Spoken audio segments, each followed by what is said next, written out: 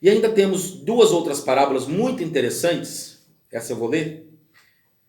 Eu vou ler só a do joio, do trigo do joio, e essa dos convidados da ceia, que é aquela parábola dos convidados. Que o Senhor fez uma festa, fez uma ceia e mandou chamar as pessoas. E as pessoas começaram a dar desculpas. Eu não posso, não tenho tempo, não quero, não vou. Ah, não, tá bom. Então convida outros agora, porque eles lá também não entram mais agora, nem que queira. Abra comigo em Mateus capítulo 13. Mateus capítulo 13 é o capítulo onde Mateus reúne as parábolas. Um grupo grande de parábolas está aqui no capítulo 13 e o outro grupo lá no 25. Alguns nomeiam as parábolas do capítulo 13 de as parábolas do reino de Deus. Mas tem aqui a parábola do semeador, da mostarda, do tesouro escondido, da pérola. Mas eu quero me concentrar na parábola do joio. Capítulo 13, versículo 24.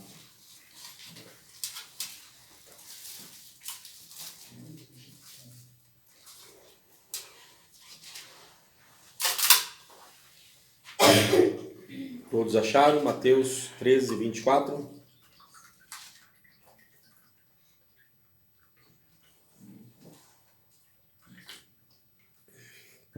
Vamos lá? Propôs-lhe outra parábola, dizendo: o reino dos céus é semelhante ao homem que semeia boa semente no seu campo. Mas dormindo os homens, veio seu inimigo e semeou joio no meio do trigo e retirou-se. E quando a erva cresceu e frutificou, apareceu também o joio, quando frutificou. E os servos do pai de família, indo ter com ele, disseram-lhe: Senhor, não semeaste tu no teu campo boa semente? Por que tem então o joio? E ele lhes disse: o inimigo é quem fez isto. E os servos lhe disseram: queres, pois, que vamos arrancá-lo? Ele, porém, lhes disse: não, para que ao colher o joio não arranqueis também o trigo junto com ele. Deixai crescer ambos juntos, até a ceifa. E por ocasião da ceifa, direi aos ceifeiros: colhei primeiro o joio, atai-o em molhos para o queimar, mas o trigo ajuntai-o no meu celeiro. Ok? A parábola do joio é muito interessante por dois motivos. Primeiro, que é uma das poucas parábolas em que o próprio Jesus traz a explicação. Não são muitas em que ele mesmo dá a explicação. E o jeito que Jesus explica essa parábola aqui nos ajuda a entender e nos ajuda a explicar todas as outras parábolas da Bíblia. A maneira como ele explica essa. Então vamos olhar a explicação da parábola do joio, que não vai ter muito mais o que falar. Esse é uma das coisas interessantes da parábola do joio e do trigo. Daqui a pouco eu falo a segunda.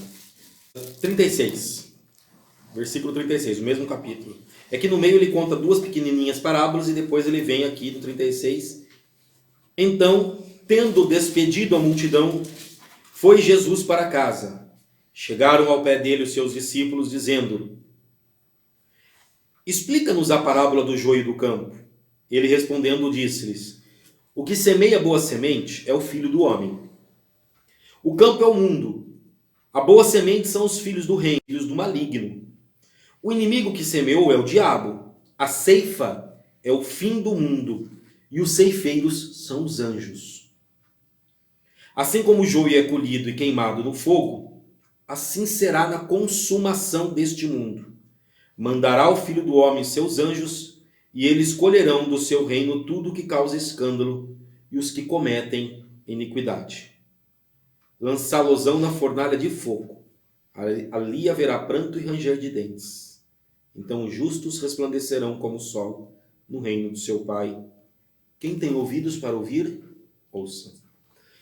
Os irmãos lembram quando nós estudamos Apocalipse 14, falando do arrebatamento, que lá no capítulo 14 de Apocalipse diz que os anjos, na sétima trombeta, foi chamado um anjo que tinha uma foice na mão, e foi-lhe dada a ordem: pode pode ceifar, pode colher, e realmente colheu dois grupos, um que foi lançado no fogo e o outro que foi, no caso, recolhido ao céu, e aqui fala de celeiro.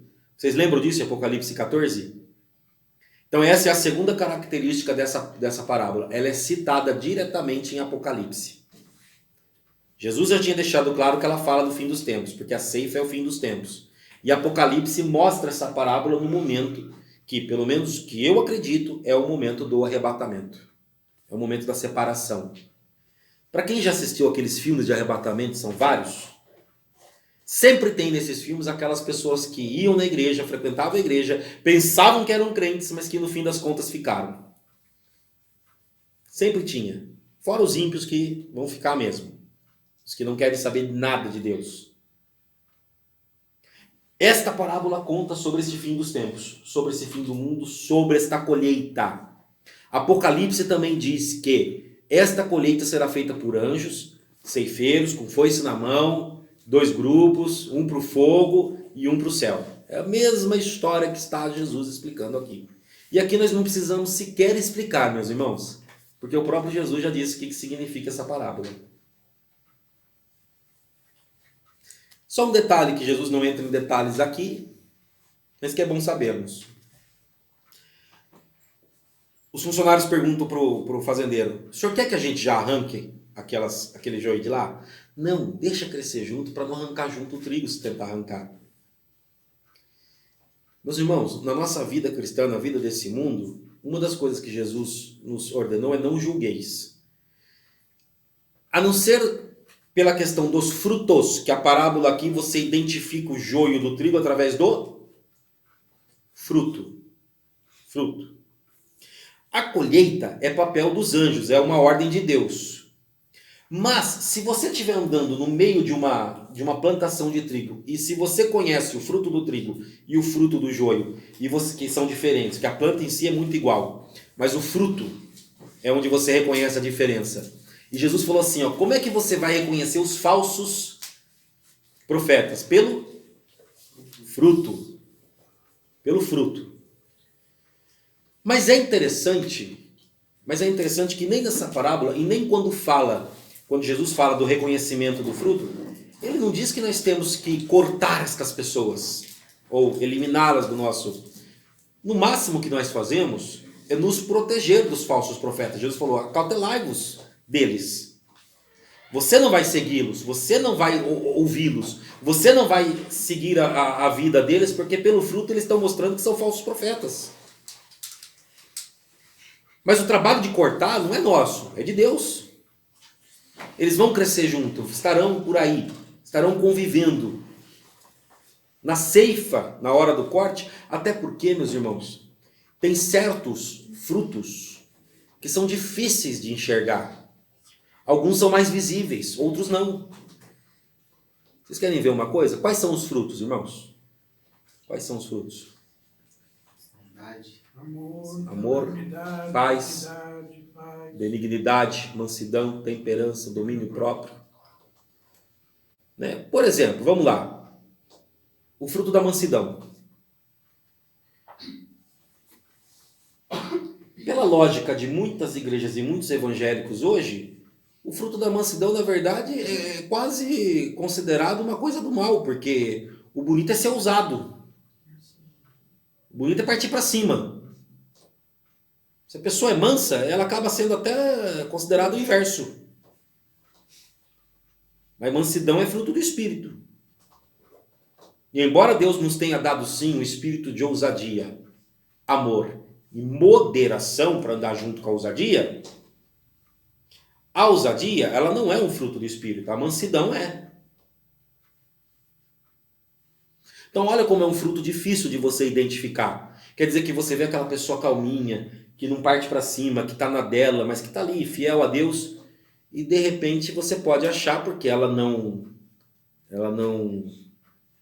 toma atitudes mais drásticas, que ela não é crente. Uma vez eu perguntei para um irmão, gente, de uma dessas igrejas que ensina esse negócio de conquista, de sacrifício. Aí eu perguntei para o irmão, quais são os frutos? Eu falei, é o que a pessoa conquista, né, pastor?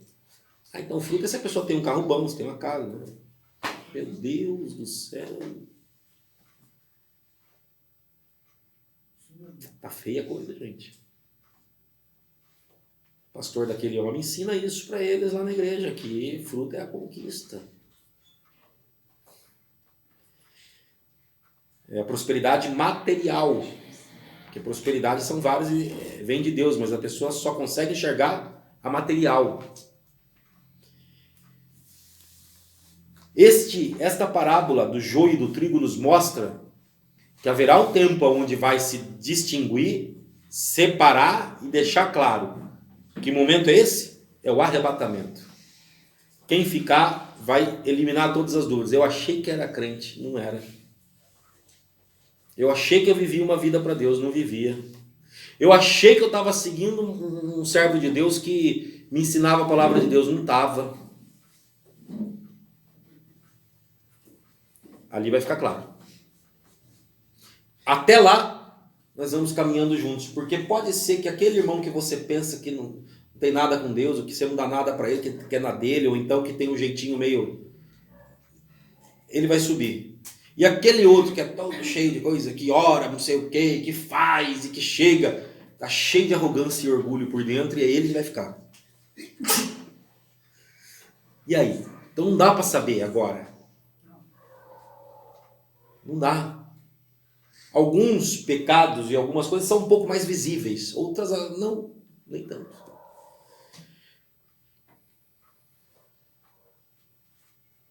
Então essa parábola do joio e do trigo, ela fala do fim dos tempos e ela é interessante porque Jesus a explica e cita no Apocalipse.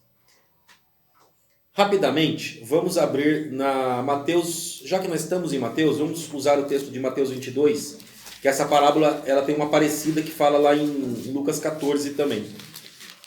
Mas já estamos em Mateus, vamos abrir Mateus 22, do versículo 2 ao 14.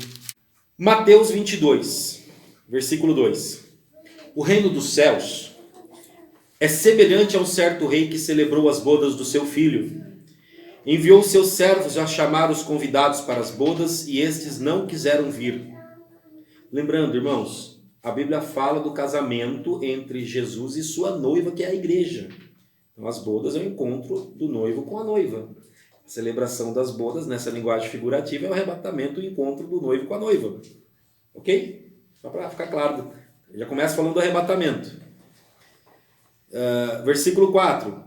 Depois enviou outros servos dizendo: Dizei aos convidados, eis que eu tenho o meu jantar preparado, meus bois cevados, mortos, e tudo pronto, vinde às bodas. Eles, porém, não fazendo caso, foram, um para o seu campo, outro para o seu negócio, e os outros, apoderando-se dos servos, os ultrajaram e mataram.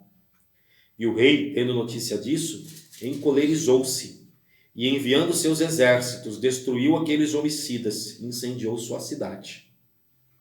Alguma semelhança com os cálices, as trombetas e os selos de Apocalipse? A ira de Deus? Tá? Então diz aos servos: as bodas na verdade estão preparadas, mas os convidados não eram dignos. E depois às saídas do caminho convidai para as bodas a todos que encontrardes. E os servos, saindo pelos caminhos, ajuntaram todos quantos encontraram, tantos maus como bons. E a festa nupcial foi cheia de convidados. E o rei, entrando para ver os convidados, viu ali um homem que não estava trajado com veste de núpcias. E disse-lhe: Amigo, como entraste aqui, não tendo veste nupcial? E ele emudeceu. Disse então o rei aos servos: Amarrai-o de pés e mãos, levai-o e lançai-o nas trevas exteriores. Ali haverá pranto e ranger de dentes. Porque muitos são chamados, mas poucos escolhidos. Na outra parte que conta essa mesma parábola, a parábola dos convidados da ceia, em Lucas 14, está um pouco mais detalhada aquela situação que eu citei no início de chamou um, falou: eu não posso ir, tenho uma junta de bois para cuidar, eu não posso ir, tenho um casamento, vou me casar, eu não posso ir, né?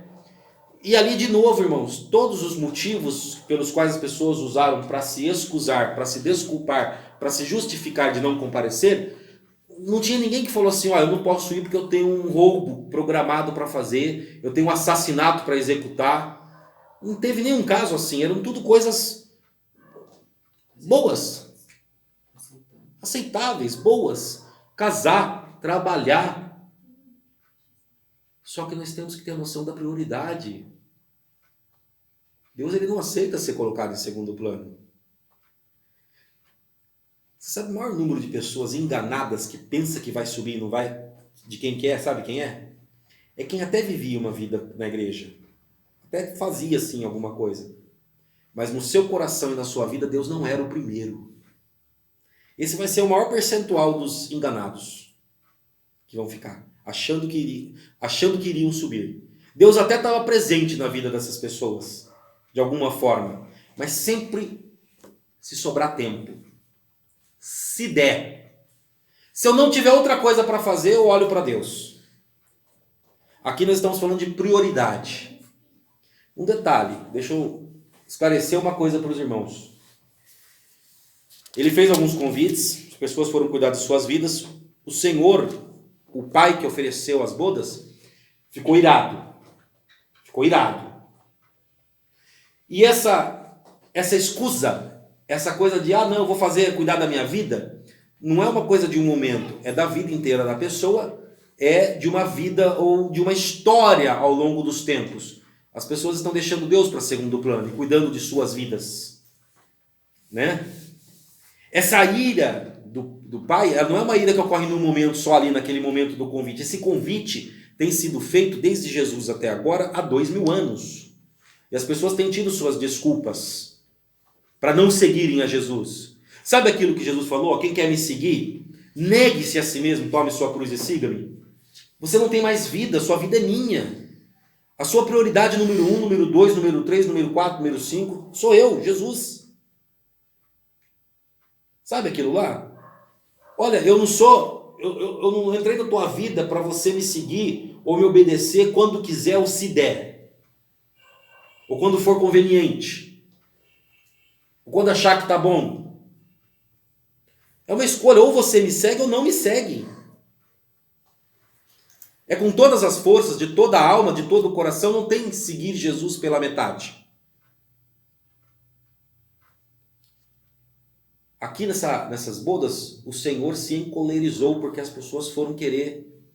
Pastor, mas eu não posso cuidar da minha vida? Pode. Claro que pode. Mas nós também temos aquele ensino lá em Gálatas que diz: quer você coma, quer você beba, quer faça qualquer outra coisa na sua vida, faça para a glória de Deus, em tudo que você for fazer. Deus não é para ser glorificado só na hora que a gente se reúne num horário marcado para fazer um estudo com Bíblia na frente, cantar um louvor. Deus é para ser glorificado quando você toma um ônibus, vai para o trabalho, volta quando está sozinho na frente da internet ou na televisão. Ele é para ser glorificado em todo momento. Ou ele é ou ele não é. E para aqueles que não é, vão ficar. O maior número dos enganados serão aqueles que, achando que porque fazia uma coisinha ou outra, eu dou um tempinho aqui para Deus. Estou convidando para as bodas. Estou te dando a chance da salvação. Estou te convidando para a vida eterna. E você tem outras coisas para fazer? Ele se encolerizou. Como é que é aqui o versículo? Tendo notícia disso, o 7, encolerizou-se, enviando seus exércitos. Vamos chamar de exércitos aqui as pestes, as pragas, as fomes, a espada. Aquela que fala lá em Apocalipse. Enviei meus exércitos, destruiu aqueles homicidas e incendiou a cidade. Está falando aqui do quê? Do julgamento da ira de Deus. Para aquelas pessoas que negaram, rejeitaram, desprezaram o chamamento de Deus.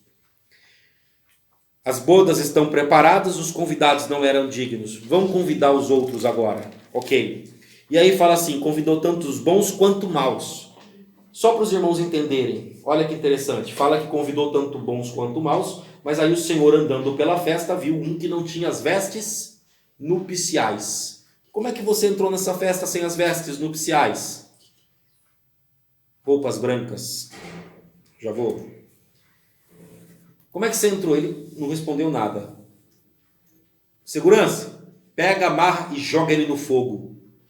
tentou entrar para a festa, vestes nupciais, que nós já vimos também lá em Apocalipse, inclusive na carta de Laodiceia da semana passada, aconselho-te que de mim compre vestes brancas e que te vistas, assim como lá no livro de Zacarias, ele tem uma visão, é dada para o profeta uma visão, onde o sacerdote estava com as vestes sujas e é-lhe dada uma veste branca, que significa purificação. E no Novo Testamento, Jesus aparece também no Apocalipse como vestindo uma veste branca salpicada de sangue. A veste branca significa a purificação que nós recebemos através do sacrifício de Jesus. É vestir a roupa de Jesus, é vestir a santidade de Jesus, é vestir a purificação das nossas vidas que é dada através de Jesus. Essa é a veste branca. Mas quando ele diz ali, chamai a todos bons ou maus, ele está falando com o grupo dos fariseus, ele está falando com os judeus, com aquelas pessoas também que se julgam boas. Ele está falando assim, olha, isso aqui antes da crucificação, né? Então, aqueles que vocês julgam maus, vai ter muitos desses que são, por vocês, considerados maus, que vão vestir a veste e conseguirão entrar na festa das bodas. Ou vão se revestir do perdão e da santidade de Jesus para se arrependerem de seus pecados e poderem entrar e vão conseguir. Agora, vai ter alguns que talvez vão querer tentar, mas não vai estar com a veste. Como também lá em Apocalipse, na carta para a igreja de Laodiceia, fala, ó, vocês são miseráveis, desgraçados, pobres, cego e nu. Vocês pensam que estão vestidos, mas no fim vocês estão sem roupa. Aconselho-te que de mim compre vestes brancas, a veste da purificação do perdão que Jesus nos dá. Essa é a veste. Esta é a roupa. Mas ele anda ali pelo salão e encontra um que não tinha vestes nupciais. Que você não pode ficar. Sem vestes, não. Sem a cobertura do sangue de Jesus na sua vida, não. Sem a purificação de Jesus Cristo em você, não. Não dá para ficar. Esses são alguns que são considerados pelas pessoas maus, vão poder vestir através do arrependimento, do perdão e de uma vida com Jesus e vão poder entrar. E outros não. E alguns que foram convidados devem falar, não quero mais eles aqui. Não vão entrar mais também. Como é que pode rejeitar o meu convite? E aí nós vamos para um outro versículo da Bíblia, que diz assim, não queiram ser mestres, não almejem ter um cargo ou ter alguma coisa, porque serão mais cobrados. Esses que foram convidados, foram chamados, que tinham chamado, mas rejeitaram, foram tratados com muito mais dureza. Esses eu não quero mais aqui. Vai lá e chama o simples. Esses vão poder entrar. O que teve o privilégio da parte de Deus, falou, eu quero te usar, meu filho. Eu quero você. Mas ele falou, não, estou ocupado. A dureza com esses é maior. Irmãos, se estas coisas fossem ensinadas nas igrejas pentecostais, quando a pessoa entra, não ia ter ninguém querendo cargo. E eu não ia. Está todo mundo fugindo de cargo. Todo mundo querendo lá ser isso, ser aquilo na igreja, vai ser tratado com mais dureza. Nessa parábola aqui, significa que, olha, aquele que foi convidado não quero mais ver na frente. Não deixo entrar mais. Chama os outros. Os simples. Os que estão pelas ruas. Os desprezados. Se as pessoas soubessem a consequência que é a pessoa assumir um compromisso e não cumprir. Só para ter uma noção, no Velho Testamento, Jonas foi para o ventre do grande peixe e lá dentro, quando ele queria pedir para Deus tirá-lo dali, diz a palavra de Deus que cumprirei os meus votos, e aí ele saiu dali.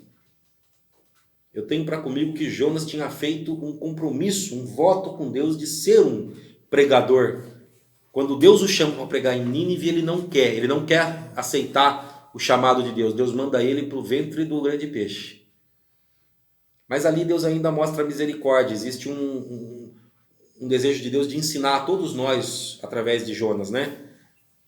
Mas Jonas só sai do ventre da baleia quando ele fala assim, cumprirei, executarei os meus votos. Não diz que voto é, mas eu creio que é o voto de falar, de ter se comprometido com Deus, de pregar a palavra. Mas quando Deus manda ele para Nínive, ele foge.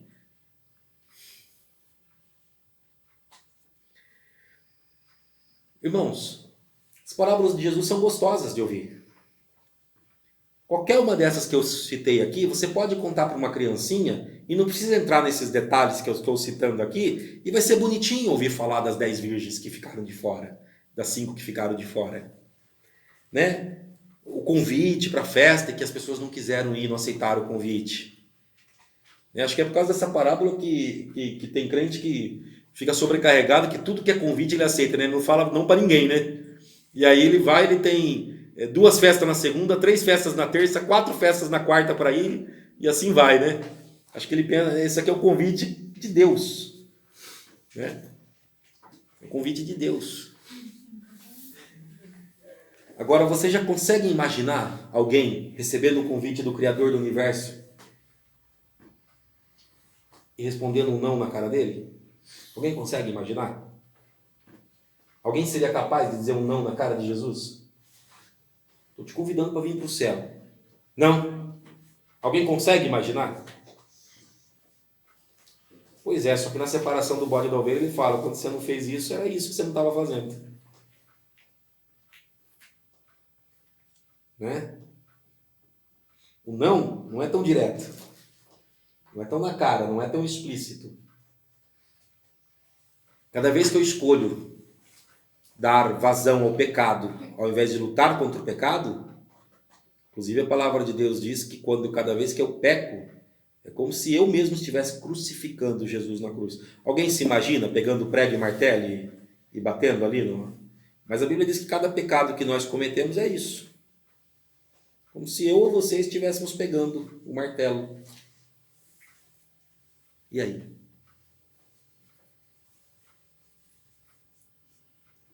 Se te mandasse crucificar o teu mestre, você ia lá crucificar?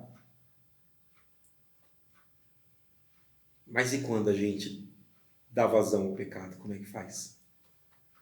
Vocês estão entendendo o tamanho do amor de Deus? Que mesmo a gente crucificando Ele, algumas vezes Ele ainda fala, eu te amo.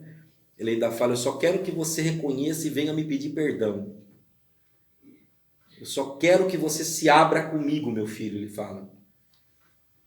Eu sou fiel e justo para te perdoar. Mas ele, em tudo isso daqui que nós estamos vendo do Apocalipse, meus irmãos, ele mostra as consequências. O Apocalipse é o momento de colher as consequências do que nós plantamos. É o juízo final. É disso que trata. Até aquele momento. Por que o joio e o trigo crescem junto? Porque até o momento final existe uma chance de arrependimento, de mudança, de renovação. Passou a foice? Foi-se.